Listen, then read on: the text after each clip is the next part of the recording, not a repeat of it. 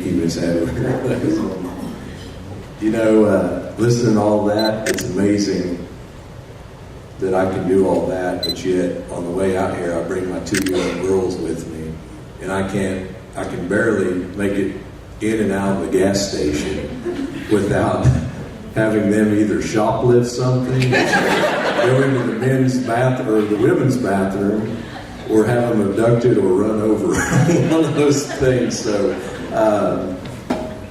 I think if we could get some of the foreign diplomats to practice negotiating with my 2-year-old daughters, we can negotiate a lot more treaties too.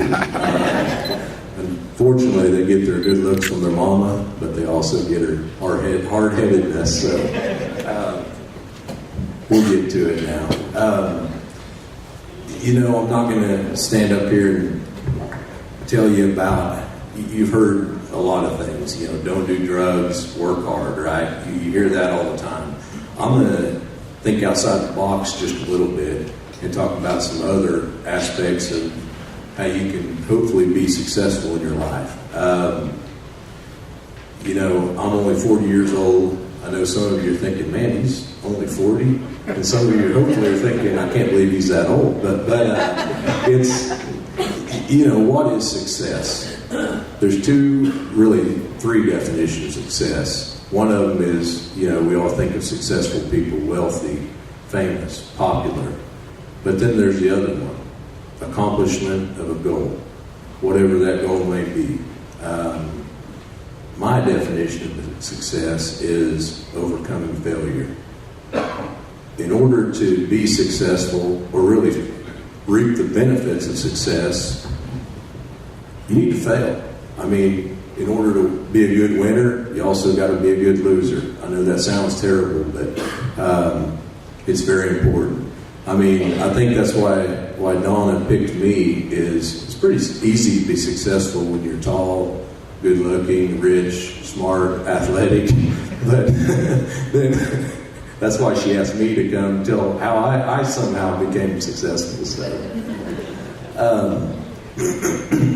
go back to, there's going to be pivotal times in your life when you can either quit, fold up the tent, go home, or keep on trucking. Okay? Mine was my freshman year of vet school. All the great teachers that taught me here at Alva High School, all the great teachers that taught me at Northwestern Oklahoma State, evidently I forgot everything they taught me because I get up there, took a physiology test, made a B, took an immunology test, made it, you know, I was doing great. I thought I was doing great. Everybody was up studying our anatomy practical and lab tests or written tests. Everybody else up studying all night. And I thought, shoot, I got this. I'm going to go to bed. I go to bed, get up in the morning, go take the test.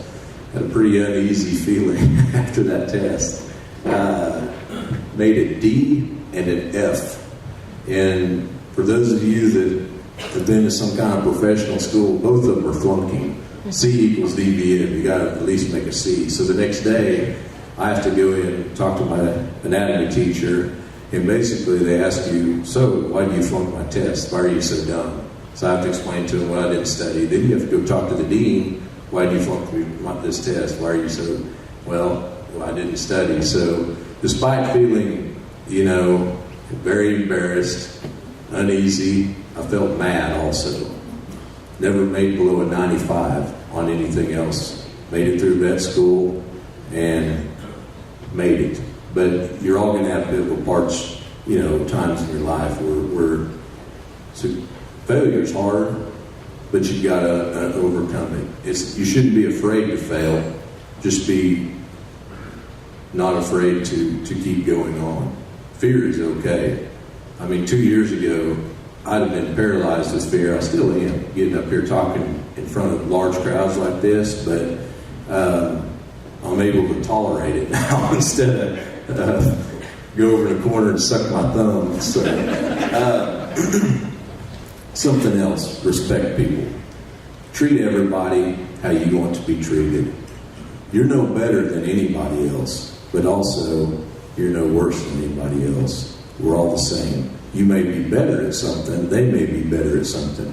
Treat people with respect, though. Just treat them how you want to be treated.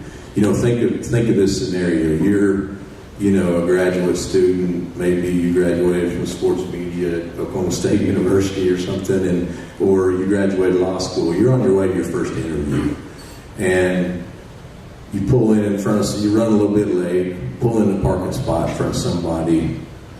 Now there's some lady out in the parking lot that dropped her briefcase and papers are flying all over the place. You walk, then you get to the door and the little old man's or little old lady's having trouble getting in because the wind's blowing so dang hard.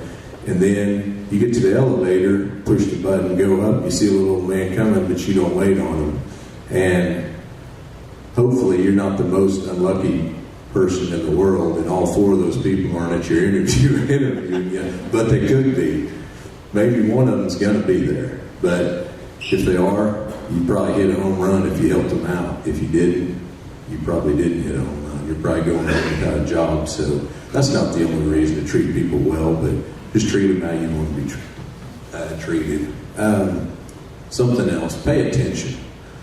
And my wife would tell you sometimes that's not something I'm really good at, but I try to be better, because that's something you'll notice probably in great leaders. I'm not a great leader. They pay attention. They pay attention to people. They pay attention to everything, basically.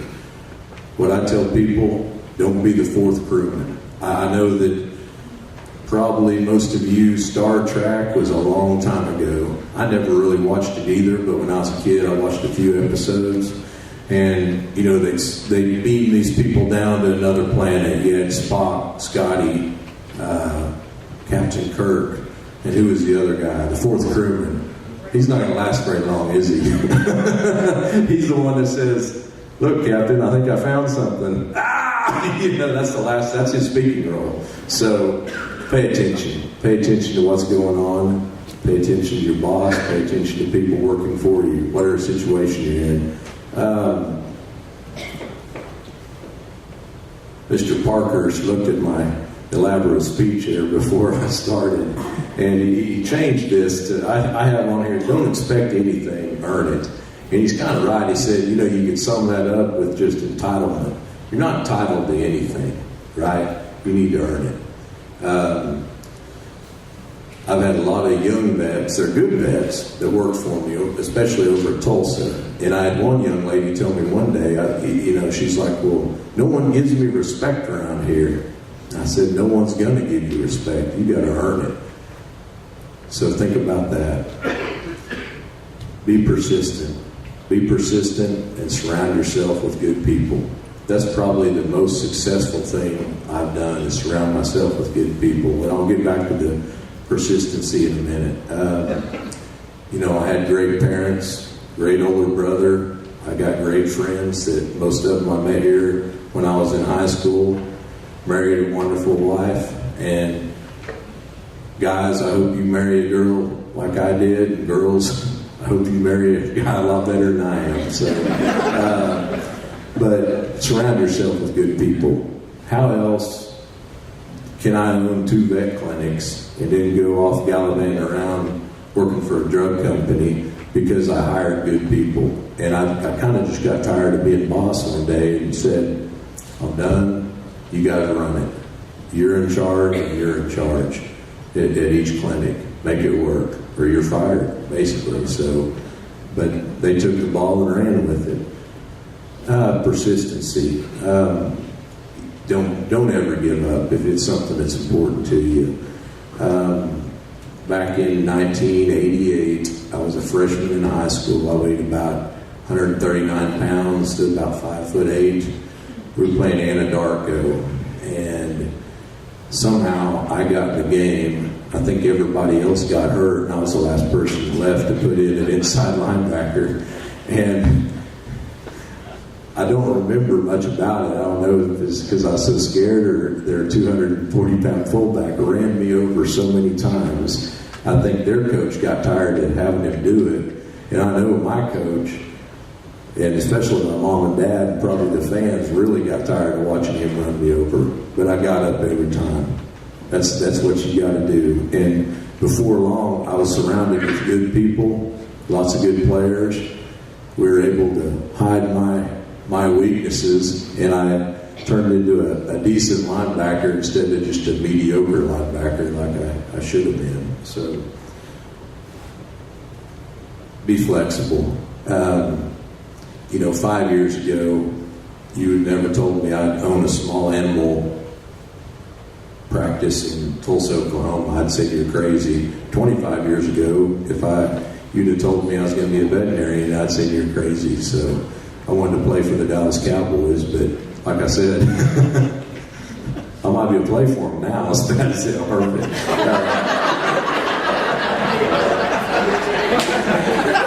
But be flexible.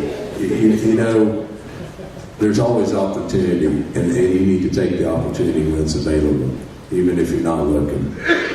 So, really, one of the last things I have to say is never quit learning. As far as I'm concerned, uneducated people think they're educated.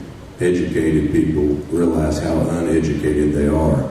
There's a famous Oklahoman, Will Rogers, said, we're all ignorant, just on different subjects. But, of course, he's also the one that said, I never met a man I didn't like, and I don't think he quite met everybody. So, but with this job with Mariel, I've got to travel a lot of places.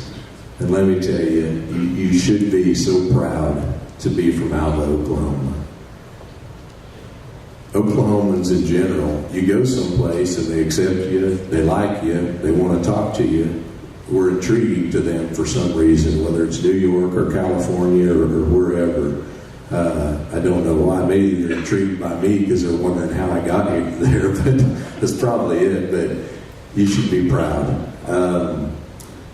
Proud to be from Alva, Oklahoma. You got to remember there's a lot of warriors.